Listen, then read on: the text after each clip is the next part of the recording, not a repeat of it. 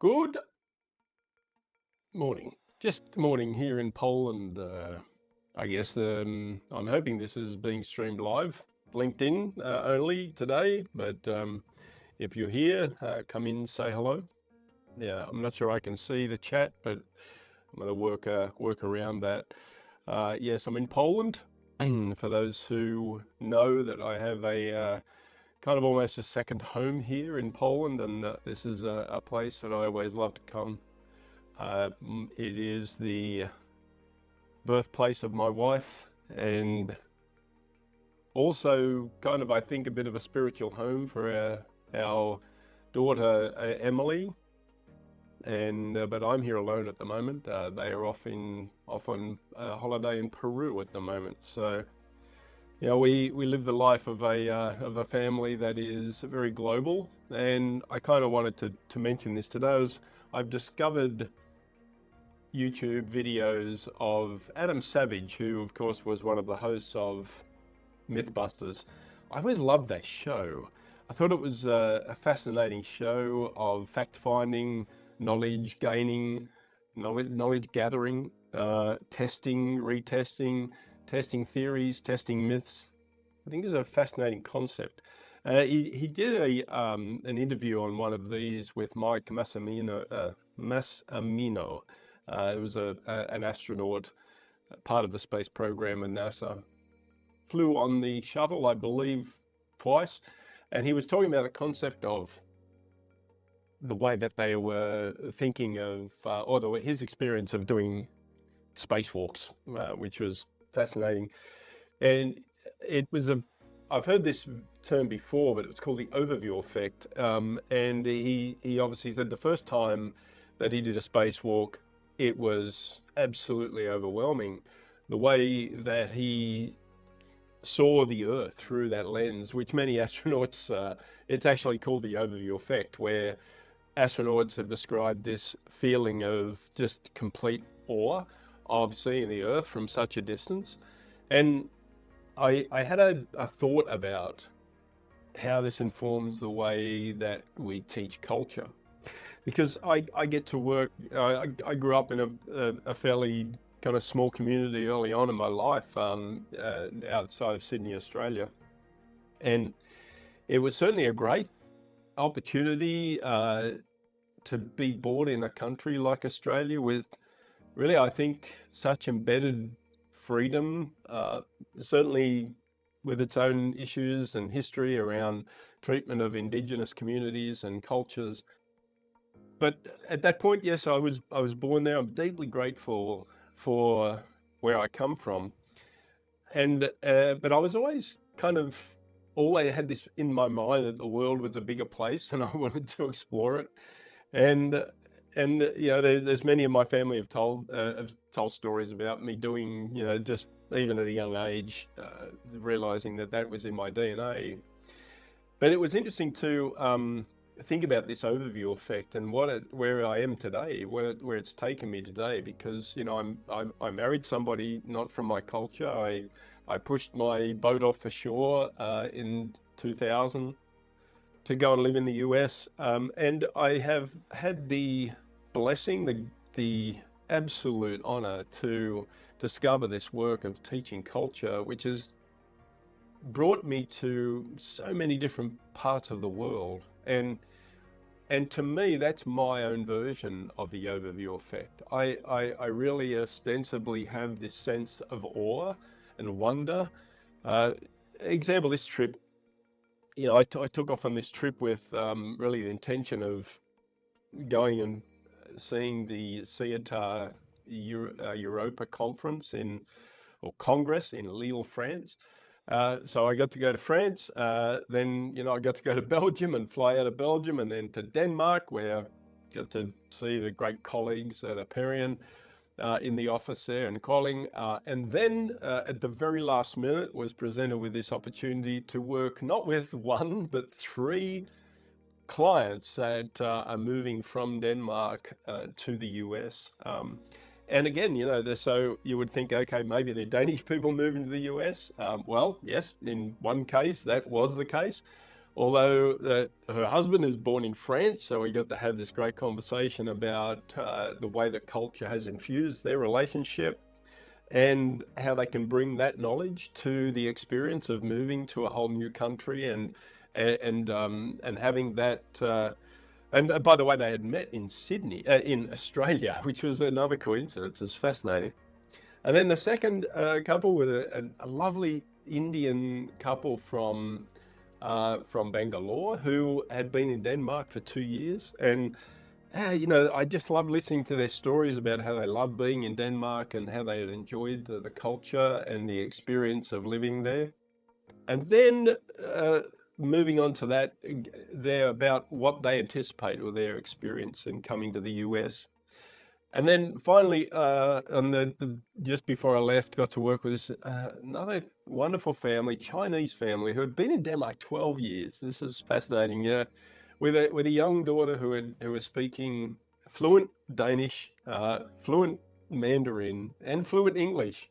Uh, Thankfully, thanks. The parents said thanks to the cartoon Bluey, she had learned her English from an Australian cartoon, which was kind of fascinating. So she thought I sounded like Bluey, which was kind of neat. She was a great little girl, and so again, just this fascinating story of being with people that you and I've been to China too, and I've kind of got to share my experiences of China and what I thought of the country and how wonderful I thought the people are and the country and how impactful that was for me as a person, those times going to China.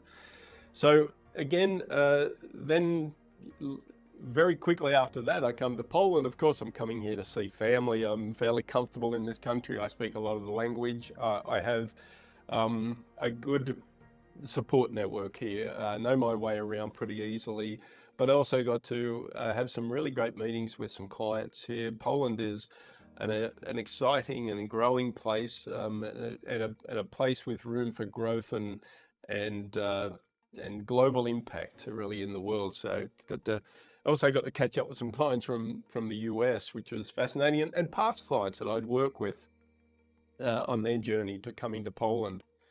So again, I come back to this point. This overview effect is something we can all experience if we just kind of let down our parochial, small-minded parochial vision of the world and how uh, getting precious about how we think that the way we do things is the right way. It's just fascinating to me listening to that story of Mike Massimino just all of a sudden changing his perspective of what he thought home was because he's a New Yorker. He comes from Queens. He always, as American, being taught that it's the greatest place in the world, and now he just completely has completely changed his perspective. His home is Earth, and I think we can do a lot better as people to look at things that way. Now, I certainly have many years ago known that I am only a small blip in the continuum, and that's not a bad thing. It's a good thing. Um, so I guess I want to share that with something. I'm sitting here on my own. I'm looking out. The light from outside is I'm looking out at the mountains here in the countryside in Poland and this beauty. And I just thought I'd share that for whatever that means to you. I'd like to hear your feedback and your thoughts on what that is, and if you could think about reframing your idea of home.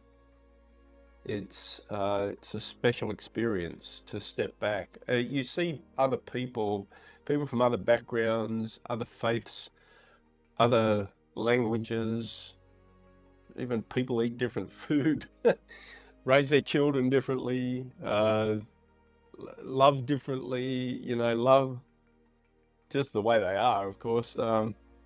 Love who they want to love. If you just really humble yourself and take a step back, you realize that we can all be better at understanding and opening our minds and hearts to people that are different from us.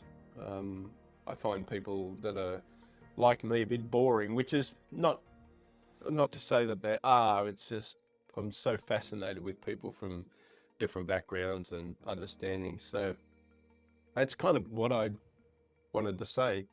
I hope you're having a great day. This is I'm about to head home to the US or home. It's a moving concept. About to head back to the US, and I am kind of sad to go, but always happy to go. But it's a mixed emotion. So it's one of those things when you have an existence which is very global that you mix these emotions ubiquitously as you move through life. So that's about it. Thank you for listening, for giving your comments.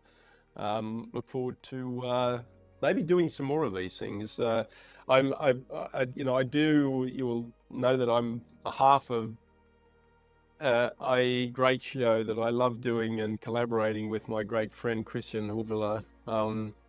And there is just such a gift in working with somebody like that. That's different from me, communicates differently from me. We call it two chaps, many cultures, and we ostensibly are two white guys, older white guys, sometimes shouting at clouds.